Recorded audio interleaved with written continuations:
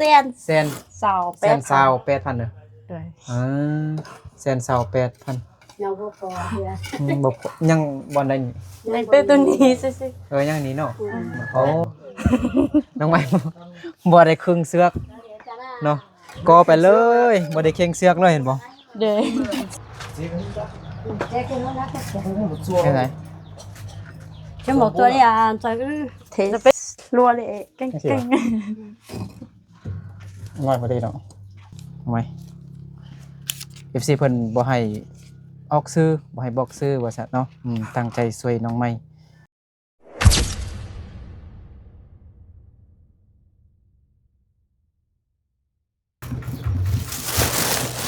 สบายดีพี่น้องบ่สุขสู่คนเด้อยินดีต้อนรับเข้าสู่ช่องบ่าวนึกเผาไพรเส้นเก่าเหมือนเคยอีกแล้วพี่น้องเนาะมื้อนี้บ่าวนึกมาเบิ่งห้องน้ำของน้องใหม่น้องเมอแม่หางไม้พี่น้องเนาะอยู่บ้านห้วยสะแงมเมืองสะยะแขวงสะยะบุรีสปปลาวเหนือเนาะมาเบิ่งว่าน้องไม้เฮ็ดห้องน้ำฮอดใส่แล้วโอ้น้องก็อันนั้นขึ้นเทิงเลยมื้อเช้านี้โทรหาน้องไม้เมื่อเช้านี้โทรหาน้องไม้แล้วน้องไม้ว่ายืมอันอิฐบล็อกเข้ามาก่อนว่าซั่นเนาะได้เงินมื้อใดก็จึงสิเอาไปให้เข้าว่าซั่นพี่น้องเนาะน้องไม้กำลังเฮ็ดกำลังก่ออยู่โอ้สบายดีน้องไม้เด้ฮะสบายดีโอ้ กำลังก่ออยู่บ่ได้ครึ่งเสือกซ้ํบ่ได้เข่งเสือกซ้ํบ่กะเอาเลยนี่ไม่เป็นนึงก่อนอิฐบล็อกนี่ได้ยินน้องว่ายืมเข้าป่ะเด้อ๋อยืมมาจากก้อน30ก้อน30ซองเขาไล่เท่าใดเท่าไหร่บ่าก่อน 4,000 ก้อน 4,000 วะ414428432แสนสาว 8,000เด้อด้วยแสน28,000ยังบ่พอเด้อบ่ยังบ่ได้นี่ยังเป็นตัวนี้ซื่อยังนี้เนาะโอ้หมดแล้วบ่มันแล้วยังแต่2ก่อนอยู่บ่อื่นมีบ่บ่ฮู้เด้ลองถามเขาเด้อไปซื้อน้ำเขามาใส่ตัวนี้ก็ลองไปทานข้าวมันจะโตสิโตโจก็ป้าบ่ถึงหัวเป็นถั่วย่าเนาะซื้ออันขาไก่มาให้ปิ้งขาไก่แล้วก็ขนมเด้อเป็นเงินของ FC เพิ่นอยู่ว่าจ้าแม่ซะเนาะจ้ามันซั่นดอกกะไปอยู่ทางนั่งเห็นแล้วปานนี้นอนโดนแล้วสิมาต้องว่าเสียยาต้องยา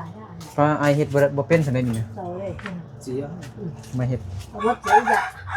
จนน้ำแม่จนน้ำแม่ไอ้ลูกเฮ็ดเลยฮะเบิ่งอันทางล่างนี่ดู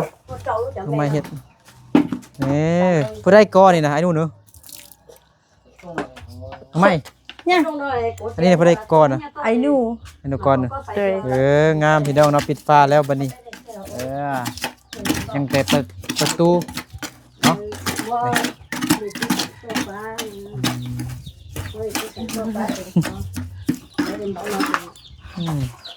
เราไปสั่งต่อซะบ่เข่งเสือกแล้วก็ตะปูกับบ่ตอกซะมันบ่ตอกเลยเด้บ่ตอกมันก็แตกตอกก็บ่ตอกกันต้องกี่อ่ะนี่มื้อหน้าแล้วมันจะนั่นเลยมันบ่ติดแน่นบ่เสียประตูมันนี่สิเอาไม้ในใดเฮ็ดทำมาซักแค่นยกเอาบ่หรือจังได๋ยกเอาหรือว่าซื้ออันบานพับขอใช้เตี้ยเลยห่อตกเอาซื้ออันตัวอันแล้วก็กะเหลียวเนาะที่กะรอเถอะตอนนี้เฉยๆเนาะเอาลูกไปลูก FC เพิ่นให้ผู้ใหญ่เพิ่นให้เทพื้นมานี่นะนี่ เทพื้นหน่อยนึงบ่ให้มันเปื้อนบอนแล้วถ้าอัพน้ำอัพอยู่นั่นนี่ก็ได้เนาะ เอาอาบอยู่เนาะ พี่น้องบ่สมมุติถ้ามีอันน้ำก๊อกนี่มื้อนี้น้ำก๊อกมาบ่น้ำก๊อกก็บ่มาค่าตลอดเนาะมีแต่ขุดน้ำสร้างเอา นี่ เนาะ ก็มาได้นึงก็ผ่านai cái chị ai cái chị ใส่ข้างไม้อยู่ทางนั้นพุ่นบ่เบิ่งน้องไม้เฮ็ด ô tại còn ai cái chị quá cho จีเป้าเลยจีว่าจะจีมันจอกก็ เบิ่ง จีว่าจะจีมันจอกก็ นี่มันถือผ้าพี่น้องเนาะมาคล้องเนาะน้องไม้บ่ได้ครึ่งเสือกเนาะกอไปเลยบ่ได้เข่งเสือกเลยเห็นบ่ เด้อ คือผู้หญิงท้องพี่น้องเนาะถือผ้า สมัยพุทธ ฮะโอ้แล้วก็อันนี้ เราลองอะไร บ่ได้เตะบ่ได้ตอกเหล็กตะปูใส่อันนี้สับ ต่อเต ตอกบ่เท่านี้นะ ต่อเตทางไหน เรา นี่ตอก เราต่ออยู่ไหนล่ะ ตอกอยู่ในแล้วก็ทบลงหั่นนะให้มีเหล็กซื่อๆให้มันมีปูนเกาะซื่อๆนะ เราก็เอาลงเลยสิ ให้มันจ้องไว้หั่นนะถ้าบ่มีอีหยังจักอย่างนี่มันบ่ติด ตัวนี้เราต่อเตทางบ่ฮู้เถิดเราก็ต่ออยู่คนอยู่นี่ แม่ นี่ต่ออยู่ไหน อันนี้ ล่ะ มันห้องระบายน้ำบ่ เด้อ ห้องระบายน้ำเนาะหดน้ำอยู่พุ่นแล้วมันก็ไหลพุ่นเนาะ ไปพุ่น อ่า ไปเอาเมื่อวานนี้ก็ยันดินลง คันมันเปียกแล้วยันมันสินั่นเนาะ น้องนิดนึง อ่า พอแล้วนึง ปวดเตมาสักๆเรา3ตึง น้องมาเนาะส้มอยากได้อยากมีพี่น้องเฮ็ดเองเลยเนาะอยากได้ก็เฮ็ดเองเลยไอ้หนูก็มาแนะนำให้เล็กๆน้อยๆมันก็เฮ็ดไปเลยแนะนำให้น้อยเดียวก็ใส่เลย เองมันก็มีสูตร เฮ็ดเองก็เป็นจังซี่เลยเนาะบ่มีอุปกรณ์หลายขาดอุปกรณ์ เนี่ยรุ่นเราเนี่ย อย่างอันนึงหมดแล้วบ่ ย่าง ยังจักก่อน ย่างซ่องก่อนจะน่าจะแม่ แท็กก่อนจริงๆนั่นไป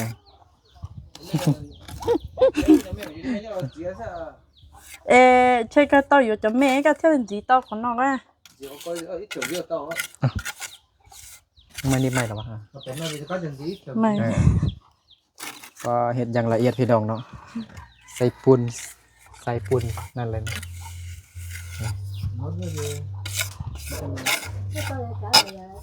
ขับปุ่นเองบอกว่ามันแข่งกัน น้องไม้ผสมปูนเองวะผสมปูนทรายเองวะ แม่นละ อ๋อแต่แล้วไม่ใช่ใส่อันนั้นนะคือบอกพายังก็ ย่อไปนอกไปอยู่นี่ ฮะ อยู่ทางนี้แล้วที่ ไป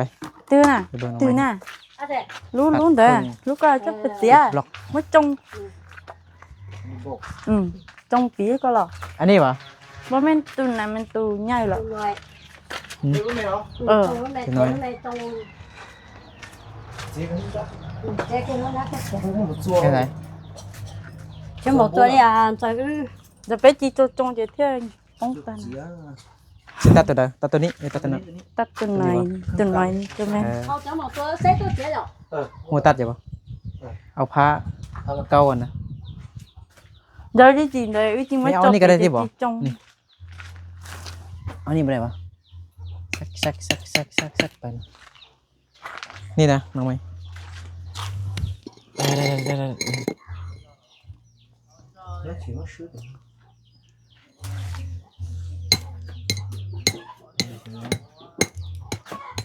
แตกง่ายเนาะ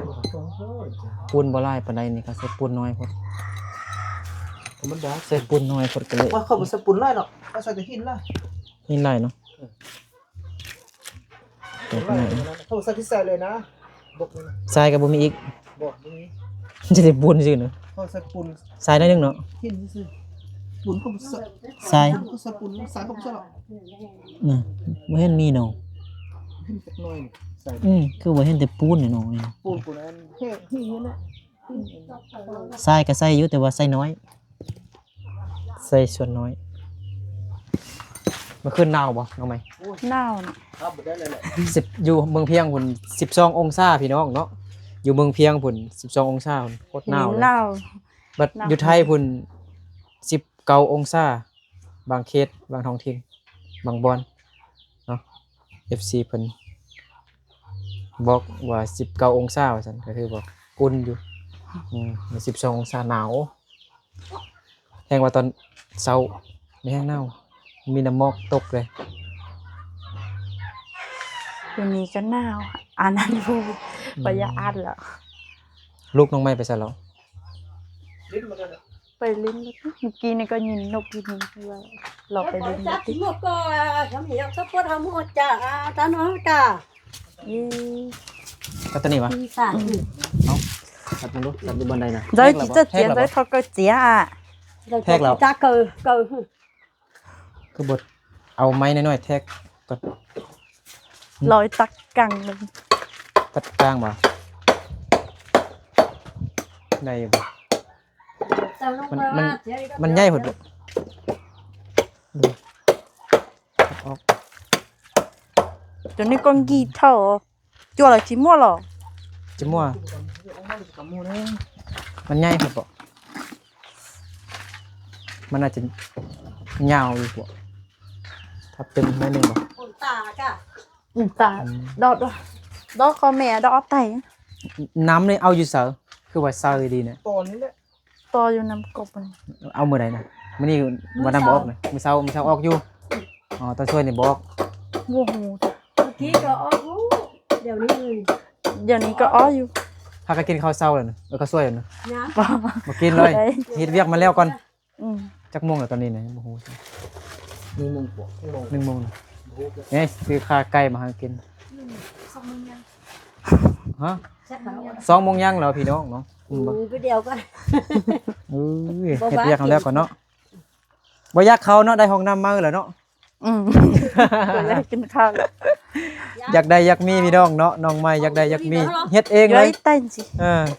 ra xoắn tôi cho ta mày đó ba mày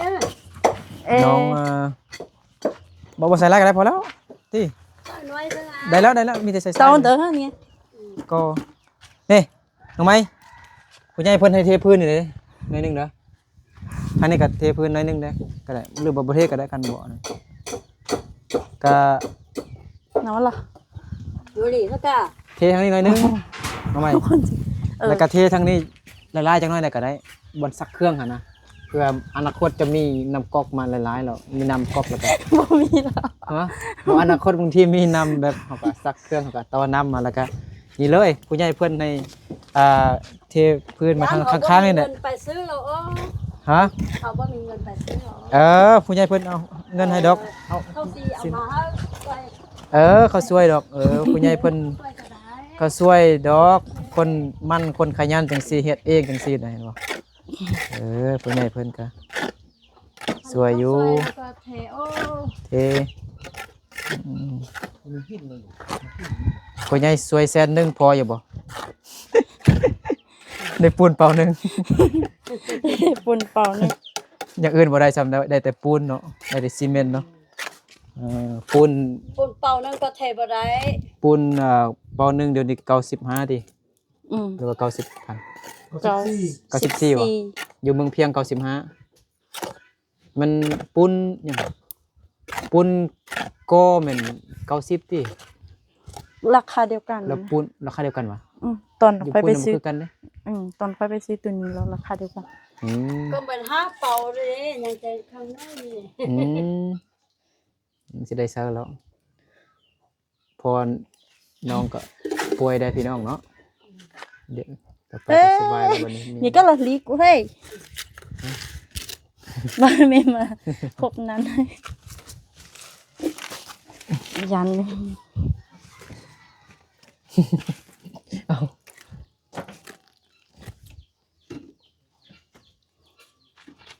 ก็นิดหน่อยพี่ต้องดอนนะ เอาฮดมาแล้วนะน้องใหม่จังซี่นะแล้วก็คนๆเลยนะ โนยัน คงยานั้นเปลืองหรอก เรื่องขยะ เปลืองก็ยาไปหาเงินซื้อมาเอาอืม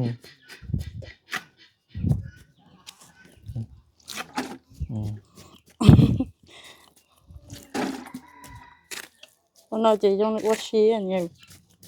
อันนี้ ไปว่าเฮ็ดแบบนี้คือว่า บอกภา เฮ็ ษา ดลิ้ มุ น กภาษาลาวก็ได้นะแม่ก็ฮู้ภาษาลาวอยู่แล้ว เฮ็ดคือลิ้นซื่อ ฮู้FC ฮู้นำนี่ ๆเป็นน้อยนี่คือว่าเด็ดน้อยลิ้นซื่อๆไปว่า ตรงนี้บ้านเสร็จแล้วนี่ก็เสร็จจะน้อยเลย พอปะมันลายแล้วเนาะต้องทำในสร้างกันแล้วเนาะทำในสร้างไม้ก่อนเนาะให้บ่เป็นในสร้างเลยทำในสร้างไม้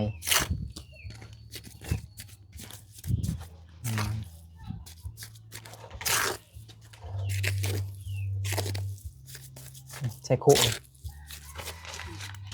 คุได้คุได้เนาะคุกับอลังการงานสร้างแห่งเนาะไง คงมีคุน้อยเนาะ ว่ามี บาง ต้น ทีเท่าเสร็จตัวใหญ่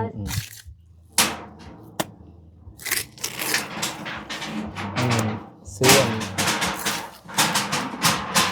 ตัวอันบานพับเป็นประตูแบบแอะบนมันยกเอา เฮ็ดตุนยุบเอา ยกเอาเนี่ยเด็กน้อยยกบ่ได้เอาเด็กน้อยเขาน้องคือว่าพ่อน้องแต่พ่อน้องนี่มากผู้เดียวบ่ได้เนาะ บ่ได้ บ่ได้มี ต้อง แต่ ไปช่วยจับ โอน อุ้ม มา มาเนาะ อมมา อุ้มพอมาโอ้ดีแท้ก็อยากได้อันตัวนั่งนั่นเนาะย่องๆจังซี่พอลำบากเอาเนาะ mấy cái chuyện đó chưa bao nợ chưa lâu mới nhân đạo à ฮะได้แล้วบ่ chưa lâu để con chơi mỗi quay này đâu chỉ lại à đâu phải lại à เบิ่งไอ้เฮ็ดบ่ดู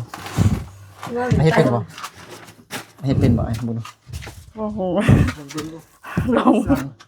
ไอ้เห็ดให้ไอ้ตา ไอ้เฮ็ดแท้ไอ้เอามือไปนำเลยนะ จับเลยนะ ผู้ใดให้ก็เอามือไปนั่นโอ้ขันเจ้าก็เอามือไปนั่นก็บ่ได้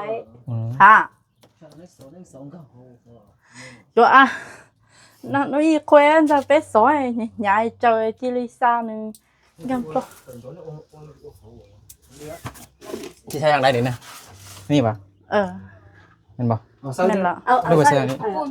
เอาคนใส่ให้ บ่อันร้องซื่อๆเลยเดี๋ยวเรียกว่าจังนี้ เจ้าเป็นหลอก ใส่นี่วะ ao tu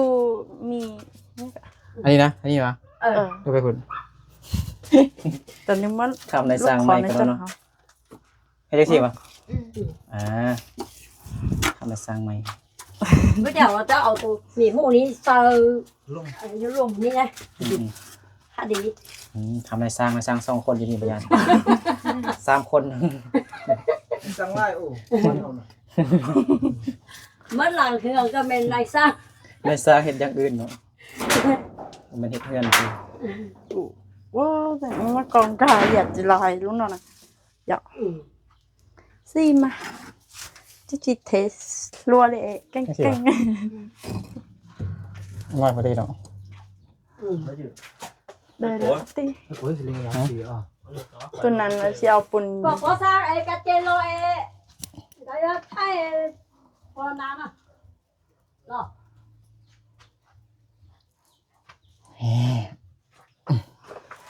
แต่เนาะไป โอ้ กลับบ้าน ถึงช่วยคนเราเฉยหรอ gì mà ชุ chơi ดประเดี๋ยวมัน เอา ต้อง เอาถ่ายไว้เขา เอาปุ้นใส่หน่อยมัน เอาหินใส่ไว้หินตัวน้อยนะตัวนี้ใส่เนาะ เอาตัวนั้นให้เป็นเช็ค นี่ใส่ก็ทาซ่าเร็ว ใส่ปุ้น สกุลนั่นได้นั่นแหละอยากได้ชัวร์ giờ nó chúa tao chơi khu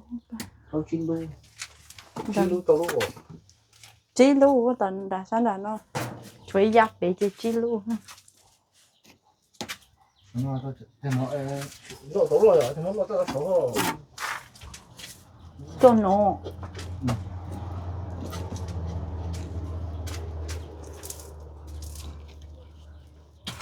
ทางจับทางบาย เอ๊ะ จังซี่ก็ได้เนาะบ่ได้ดี đây là ti ในลักตี้เนาะไม่อยู่ไม่ยาก เอ้ยโจทย์ tiền tiền tiền giờ mà với tôi miệt nó ý mà Những chiên nọ vậy này con chiên nói gì เหนียว ปลาบันทึกจับเลยนะ cái đất tê thì nó chết rồi อืมแต่เรียกแล้วเจอก็เทอีdài nóโอเคnó mừng đã theo con tốt tơแล้วก็เทต่อ khẩu kia nè เขาเก็บตีเขาได้ thì những cái anh giờ những cái ừ cá thì mình giờ đi nào cái bố ý nó chỉ tàu cá thì tập cũng đang nhìn như vậy về ăn đâu về áo xay đây bảo sân đây là tiếc ไหนเนาะ คืองานแล้ว ให้ดอกถอยอย่าโต thì có nó bùn gì nó bùn อ้อน้าปนหลอนสีเจ๊เป๊ะน้าพอเจ๊เจ๊ตัวเราตัวเจ๊ที่เสา ทางนั้นคนเด้ บ่ได้เบิ่งทางนั้นสั่น ใส่ได้ตายแน่ chúa เบิ่งทางนี้ได้ใช่ไหม วันนั้นเราจิบเอาไปนกพี่ ไป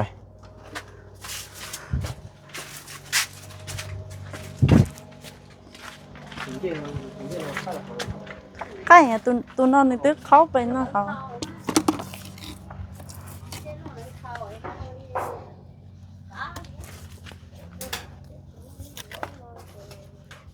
แม่ว่าบ่มีเงินดอก ย่าแม่งบ่มีเงินแล้ว บ่เงีย ถ้ามีเงินงามโอ้ สิโบกอีกบ่ สักก็รถเด็ด ฮะสิโบกอีกบ่ มันบล็อกแล้ว โบกกันนะ บ่มีงดงกเดี๋ยว ถ้ามีเงินจะเนาะ อืม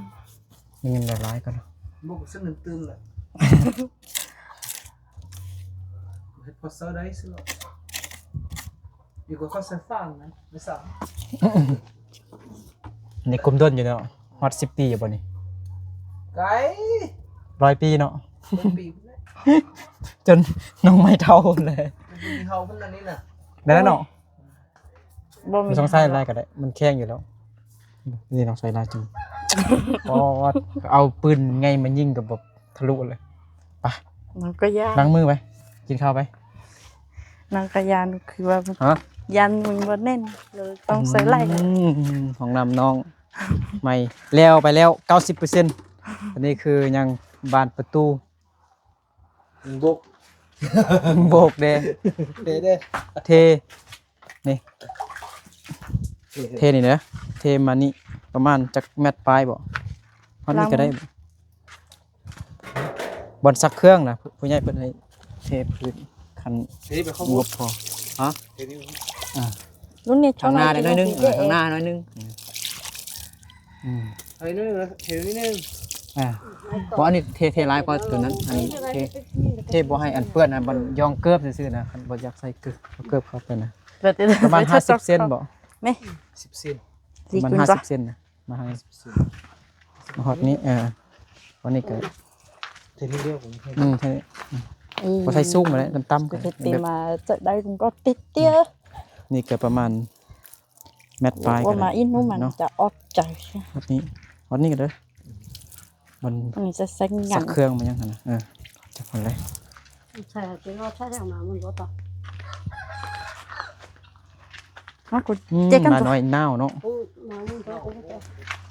อันนี้ได้เรือนี่เฮ็ดจังได๋ใส่บันได ชัวชัวเจ๊ตีเราชัวเจ๊มันก็รุ่นเดียวหรอ ก็เด้อ ใช่ไหม นี่ ใส่ทางข้างกันบ่ ถึง ใส่ ชัวเจ๊ช่วย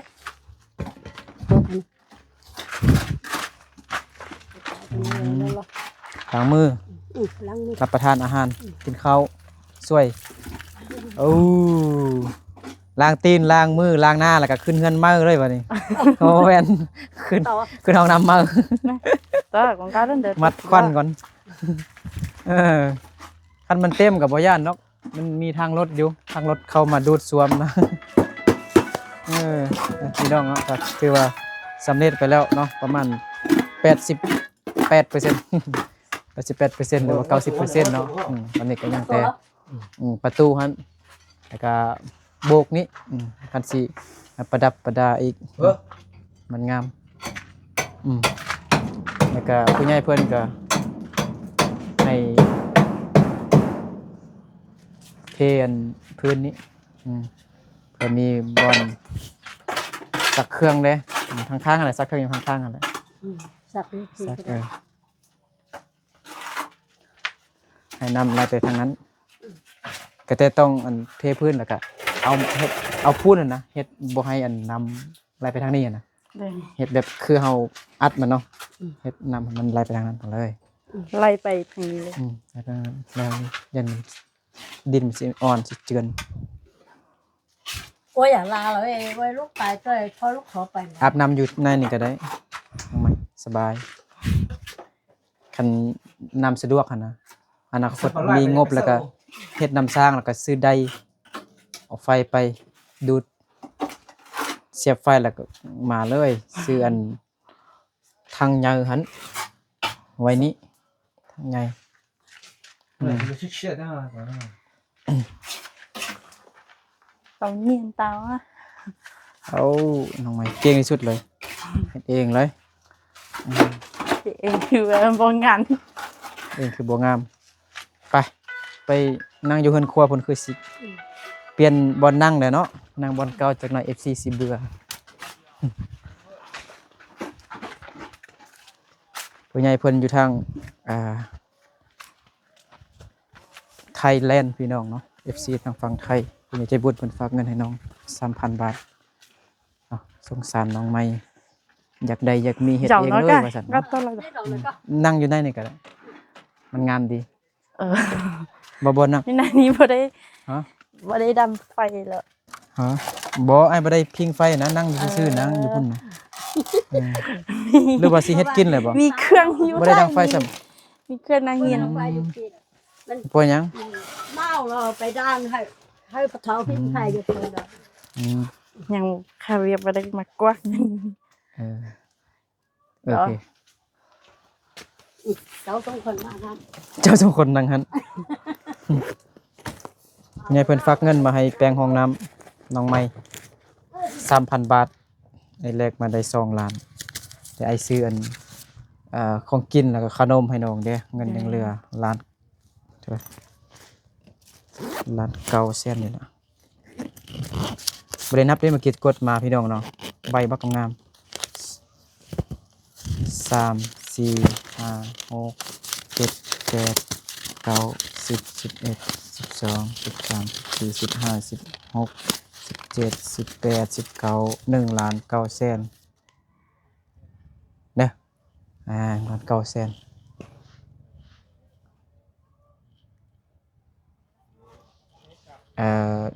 มีแต่อันมันนะสิใส่นี้อันอิฐบล็อกเขาเนาะเอามา30ก้อนแม่นบ่แสนปลาย 32ก่อน 32ก้อนเนาะเศร้า1แสนกับ28,000กีบแม่นบ่ เลย เส้นนี้เขาแล้วก็ซื้อปูนซื้อทรายอีกหน่อยนึงมาเทพื้นนั่นเด้อ เลย ที่เหลือก็ซื้อยาให้พ่อเนาะทำไม FC เพิ่นบ่ให้ออกซื้อบ่ให้บอกซื้อว่าซั่นเนาะตั้งใจช่วยน้องใหม่เห็นน้องใหม่อยากมีอยากเนี่ยอยากมีอยากได้หั่นก็เลย เพิ่นสงสารเนาะโอ้น้องใหม่ดูมันขยันเนาะเพิ่นเลยฝากเงินมาให้FC ทางฝั่งไทยพุ่นแหละอวยพรให้เพิ่นเด้อขอบใจครับ น้องค่อยพรให้ผู้ใหญ่ใจบุญ ขอให้ รวยๆไป โน้ย สาธุ ถูกหอยรวยๆไปก็ขอบใจขอบคุณผู้ใหญ่ใจบุญเพิ่นอยู่ทางฝั่งไทยเด้อเนาะขอให้เพิ่นจงอยู่ดีมีแรง สุขภาพแข็งแรงความเจ็บใจความไข้อย่าให้มีให้ร่ำให้รวยเด้อสาธุสิกินข้าวแม่นบ่ได้ดังไฟสำแล้วสิเฮ็ดสิกินหยังซั่นน่ะบ่ดังไฟ กินแต่ผักดังอยู่ฝุ่นหรอก ดังอยู่พุ่นล่ะบ่ เลย อ๋ ร อ อยก มีแต่เมฆกับใครยกพ่อมา นี่เรา นี่บ่ได้แล้วไอไปเฮเวียดกินแล้ว ไอไปประมาณ4 โมงไปแล้ว อ๋อ ก็ตื่นไปแล้วเราไปสาย บ่ได้ดังเฮ็ดกินอยู่นี่แล้วเนาะ เลย พอ ถ้าเขาอยากให้กินแล้วเขาก็ย้ายมาอยู่ ครัวผักบ่ เขา อ่า กินแต่ผัก โอเคเอ้ามีแต่ผักกินข้าวเลยนะ ได้ แล้วตอนนี้ก็2 โมงไปแล้วพี่น้องเนาะเฮ็ดเวียกจนลืมกินข้าวพี่น้องเนาะดีใจแฮงได้ห้องน้ำใหม่ เนาะแล้วขอบใจขอบคุณ FC เบิดสุขูสุกคนนั่นแหละที่ฝากเงินให้น้องเนาะก็มีหลายคนอยู่เนาะก็บ่จื้อหมดเด้ขอบใจหมดทุกคนนั่นแหละเนาะส่วนหลายก็ FC ทางฝั่งไทยเนาะช่วยน้องไม้ขอบใจขอบคุณให้คนอยู่ดีมีแห้งเนาะโชคดีปีใหม่โดยกินข้าวเลยโดยบ๊ายบายเอากินข้าวบัดนี้ จะไป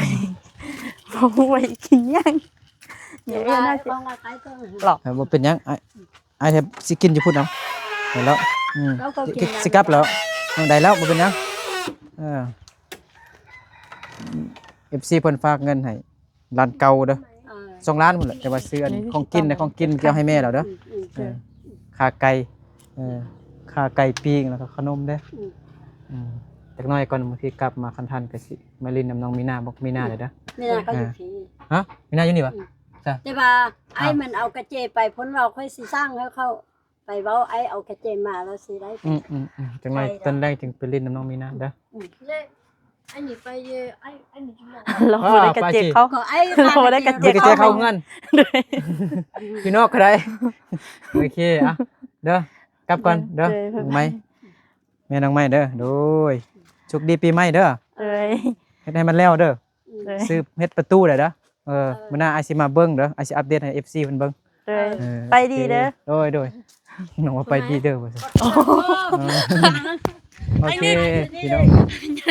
ลื่นไม่หรอก ไม่ตลอดพี่น้องเนาะเอาเดี๋ยวบ่นึกกับซาอุดีไปกินข้าวอยู่เทิงวุดนึงก่อนพี่น้องเนาะขอบใจขอบคุณผู้ใหญ่ใจบุญบ่สิคู่สุคน FC บ่สิคู่สุคนเด้อสบายดีไปเจอกันใหม่พี่น้องเนาะกลับก่อนเด้อไอ้หนู